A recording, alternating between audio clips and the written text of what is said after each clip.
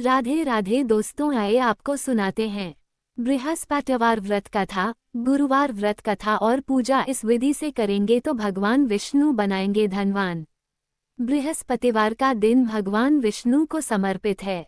कहते हैं कि जो व्यक्ति हर गुरुवार भगवान विष्णु की पूजा करता है और गुरुवार की कथा सुनता है, गुरु बृहस्पति की और भगवान विष्णु की कृपा से उनकी सभी परेशानियां दूर हो जाती हैं। लेकिन गुरुवार की व्रत कथा और पूजा के कुछ नियम हैं जिनका बड़ी ही सावधानी से पालन करना चाहिए। आइए जाते हैं गुरुवार के व्रत कथा और व्रत से जुड़े नियम। गुरुवार व्रत कथा। गुरुवार व्रत पूजा कथा में कई ऐसी बातें बताई गई हैं जिन्हें मनुष्य को ध्यानपूर्वक अपनाना चाहिए। कहते हैं जो व्यक्ति श्रद्धा भाव से गुरुवार को भगवान विष्णु की पूजा करता है और गुरुवार व्रत की कथा कहता और सुनता है, उसकी गरीबी और कष्ट को भगवान विष्णु दूर कर देते हैं। जीवन में सुख समृद्धि के लिए गुरुवार के दिन आप भी इस गुरुवार व्रत कथा को सुने या पढ़ें। सूर्योदय से पहले उठकर करें स्नान। बृहस्पतिवार के दिन सूर्योदय से पहले ही उठें और नित्य कर्म से निवृत्त होकर पीले रंग के वस्त्र पहनें। इसके बाद पूरे घर में गंगाजल छिड़कें। इसके बाद पूजा घर में श्रीहरि विष्णु की मूर्ति या चित्र स्थापित करें। फिर पीले रंग के गंध पुष्प और अक्षत चढ़ाएं। इसके बाद चना गुड़ और मुनक्का चढ़ाकर विधि विधान से पूजन शुरू करें। इसके बाद धर्मशास्त्रार्थ तत्वज्ञ ज्ञान विज्ञान पार्ग विविधार्तिहरा चिंत्य देवाचार्य नमोस्तु ते मंत्र का जप करें। इसके बाद व्रत की कथा पढ़ें। कथा पढ़ने के बाद केले के पेड़ में जल चढ़ाएं। बृहस्पतिवार व्रत की कथा। मंत्रोच्चार के बाद बृहस्पतिवार व्रत की कथा पढ़ें। यह इस प्रकार से है कि प्राचीन समय की बात है। भारतवर्ष में एक राजा राज्य करता था। वह बड़ा प्रतापी और दानी था। वह नित्य गरीबों और ब्राह्मणों की सेवा सहायता करता था। वह प्रतिदिन मंदिर में भगवान दर्शन करने जाता था, लेकिन ये बात उसकी रानी को अच्छी नहीं लगती थी। वह नहीं पूजन करती थी और न ही दान करने में उसका मन लगता था। एक दिन राजा शिकार खेलने वन को गए हुए थे तो रानी और दासी महल में अकेली थी। उसी समय बृहस्पतिदेव साधु भेष में राजा के महल में भिक्षा के लिए गए और भिक्षा मांगी तो रानी ने भिक्षा देने से मन कर दिया।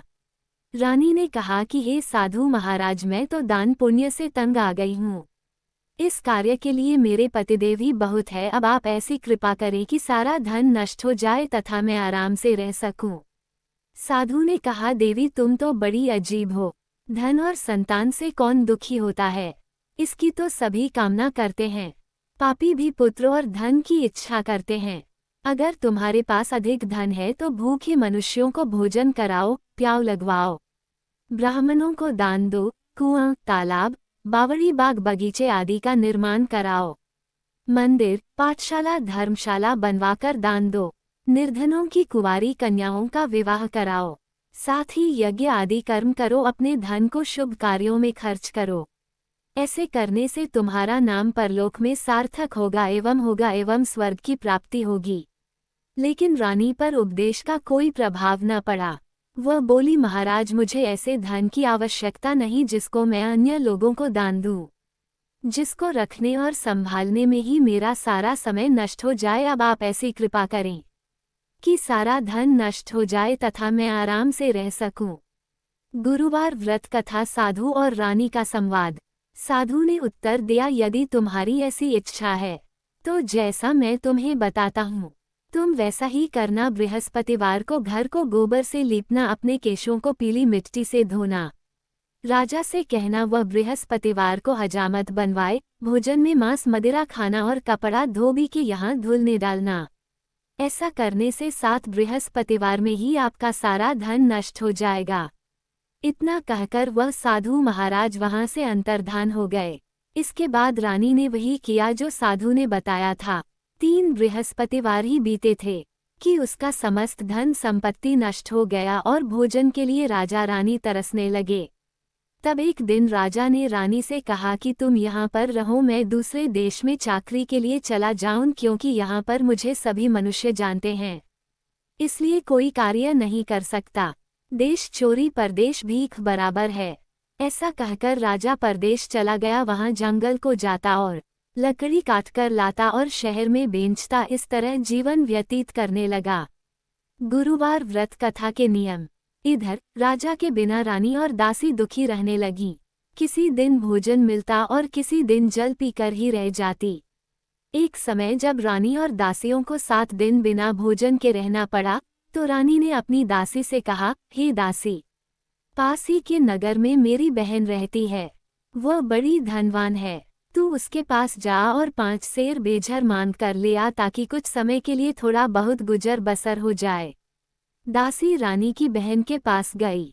उस दिन बृहस्पतिवार था। रानी का बहन उस समय बृहस्पतिवार की कथा सुन रही थी। दासी ने रानी की बहन को अपनी रानी का संदेश दिया, लेकिन रानी की बहन ने ही उत्तर नहीं दिया। जब दासी को रानी की बहन से ही उत्तर नहीं मिला तो वह बहुत दुखी हुई। उसे क्रोध भी आया। दासी ने वापस आकर रानी को सारी बात बता दी। सुनकर रानी ने कहा कि है दासी, इसमें उसका कोई दोष नहीं है। जब बुरे दिन आते हैं तब कोई सहारा नहीं, अच्छे बुरे का पता विपत्ति में ही लगता है। जो ईश्वर की इच्छा होगी वही होगा, ये सब हमारे भाग्य का दोष है। ये सब कहकर रानी ने अपने भाग्य को कोसा। उधर रानी की बहन ने सोचा कि मेरी बहन की दासी ही थी, लेकिन मैं उससे नहीं बोली, इससे वो बहुत दुखी ही होगी। कथा सुनकर और पूजन समाप्त कर वह अपनी बहन के घर ही और कहने लगी, हे बहन, मैं बृहस्पतिवार का व्रत कर रही थी, तुम्हारी दासी ही, लेकिन जब तक कथा होती है तब तक न उठते हैं और न बोलते हैं, इसीलिए मैं नहीं बोली। कहो दासी क्यों ही थी? गुरुवार व्रत कथा रानी और उसकी बहन का संवाद। रानी बोली, बहन, हमारे घर अनाज नहीं था। ऐसा कहते कहते रानी की आंखें भर आई। उसने दासियों समेत 7 दिन तक भूखा रहने की बात भी अपनी बहन को बता दी। इसलिए मैंने दासी को तुम्हारे पास 5 सेर बेझर लेने के लिए भेजा था। रानी की बहन बोली, बहन देखो, बृहस्पति देव सबकी मनोकामना पूर्ण करते हैं। देखो, शायद तुम्हारे घर में अनाज रखा हो। पहले तो रानी को विश्वास नहीं हुआ, परंतु बहन के आग्रह करने पर उसने दासी को अंदर भेजा। दासी घर के अंदर ही तो वहां पर उसे एक घड़ा बेझर से भरा मिल गया। उसे बड़ी हैरानी हुई। उसने बाहर आकर रानी को बताया। दासी रानी से कहने लगी, हे रानी, जब हमको भोजन नहीं मिलता तो हम व्रत ही तो करते हैं, इसलिए क्यों न इनसे व्रत और कथा की विधि पूछ ली जाए, हम भी व्रत किया करेंगे। दासी के कहने पर रानी ने अपनी बहन से बृहस्पति व्रत के बारे में पूछा। उसकी बहन ने बताया, बृहस्पतिवार के व्रत में चने की दाल, गुड़ और मुनक्का से विष्णु भगवान का केले के वृक्ष की जड़ में पूजन करें तथा दीपक जलाएं और कथा सुनें। उस दिन एक ही समय भोजन करें। भोजन में पीले खाद्य पदार्थ का सेवन जरूर करें, इससे गुरु भगवान प्रसन्न होते हैं। अन्न, पुत्र और धन का वरदान देते हैं, साथ ही सभी मनोकामनाएं पूर्ण करते हैं। व्रत और पूजन की विधि बताकर रानी की बहन अपने घर लौट आई। रानी ने ऐसे किया बृहस्पति देव को प्रसन्न। रानी और दासी दोनों ने निश्चय किया कि बृहस्पति देव भगवान का पूजन जरूर करेंगे। 7 रोज बाद जब बृहस्पतिवार आया तो उन्होंने व्रत रखा। घुड़साल में जाकर चना और गुड़ बीनी तथा उसकी दाल से केले की जड़ तथा विष्णु भगवान का पूजन किया। अब पीला भोजन कहाँ से? दोनों बड़ी दुखी हुई, परंतु उन्होंने व्रत किया था, इसलिए बृहस्पति देव भगवान प्रसन्न थे। एक साधारण व्यक्ति के रूप में वे 2 थालों में पीला भोजन लेकर और दासी को देकर बोले, हे दासी, ये भोजन तुम्हारे और तुम्हारी रानी के लिए है, इसे तुम दोनों ग्रहण करना। दासी भोजन पाकर बहुत प्रसन्न हुई। उसने रानी से कहा, चलो रानी जी भोजन कर लो, परंतु रानी को भोजन आने के बारे में कुछ भी नहीं पता था, इसलिए उसने कहा कि जा तू ही भोजन कर, क्योंकि तू व्यर्थ में हमारी हंसी उड़ाती है। तब दासी ने कहा, एक व्यक्ति भोजन दे गया है। तब रानी ने कहा, वो व्यक्ति तेरे लिए ही भोजन दे गया है, तू ही भोजन कर। तब दासी ने कहा, वह व्यक्ति हम दोनों के लिए 2 थालों में सुंदर पीला भोजन दे गया है, इसलिए मैं और आप दोनों ही साथ साथ भोजन करेंगे। ये सुनकर रानी बहुत प्रसन्न हुई और दोनों ने गुरु भगवान को नमस्कार कर भोजन किया। गुरुवार कथा रानी और दासी संवाद। उसके बाद से वे प्रत्येक बृहस्पतिवार को गुरु भगवान का व्रत और पूजन करने लगी। बृहस्पति भगवान की कृपा से उनके पास धन हो गया, लेकिन रानी फिर पहले की तरह आलस्य करने लगी। तब दासी बोली, देखो रानी, तुम पहले भी इस प्रकार आलस्य करती थी, तुम्हें धन के रखने में कष्ट होता था, इस कारण सभी धन नष्ट हो गया। अब गुरु भगवान की कृपा से धन मिला है तो फिर तुम्हें आलस्य होता है। बड़ी मुसीबतों के बाद हमने ये धन पाया है, इसलिए हमें दान पुण्य करना चाहिए। अब तुम भूखे मनुष्यों को भोजन कराओ, प्याव लगवाओ, ब्राह्मणों को दान दो, कुआं तालाब बावड़ी और बाग बगीचे आदि का निर्माण कराओ, मंदिर पाठशाला और धर्मशाला बनवा कर दान दो, निर्धनों की कुंवारी कन्याओं का विवाह कराओ, साथ ही यज्ञ आदि कर्म करो, अपने धन को शुभ कार्यों में खर्च करो, जिससे तुम्हारे कुल का यश बढ़े और स्वर्ग प्राप्त हो और पितर प्रसन्न हो।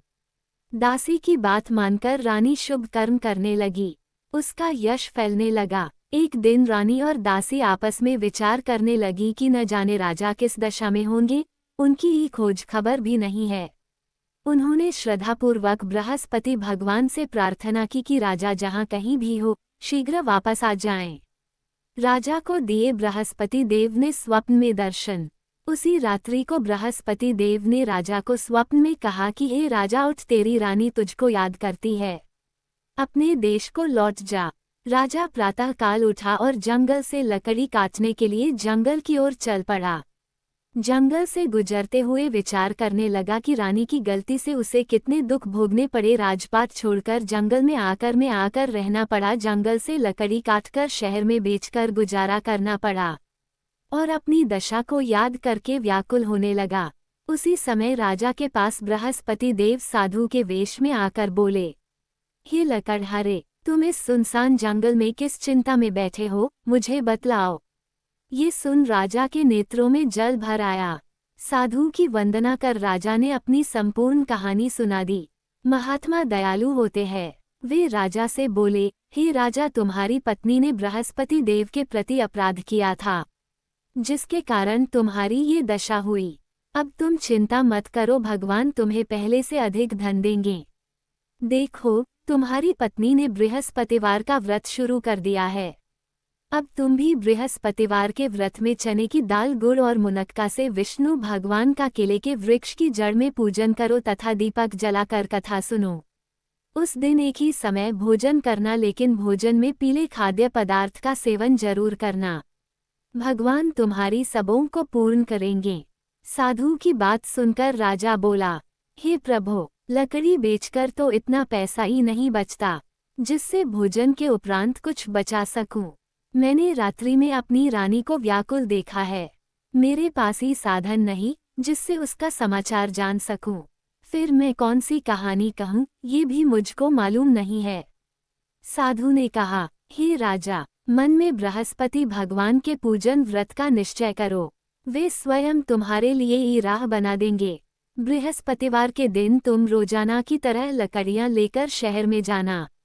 तुम्हें रोज से दोगुना धन मिलेगा, जिससे तुम भली भांति भोजन कर लोगे तथा बृहस्पति देव की पूजा का सामान भी आ जाएगा। राजा ने ऐसा ही किया और उसको मनोवांछित फल की प्राप्ति हो गई। इस प्रकार जो भी यह कथा पढ़ता या सुनता है, उसके सभी मनोरथ पूरे होते हैं। अगर आप लोगों को यह वीडियो पसंद आई हो तो प्लीज़ चैनल को सब्सक्राइब करें, लाइक करें, शेयर करें और कमेंट में अपनी राय जरूर दें। राधे राधे।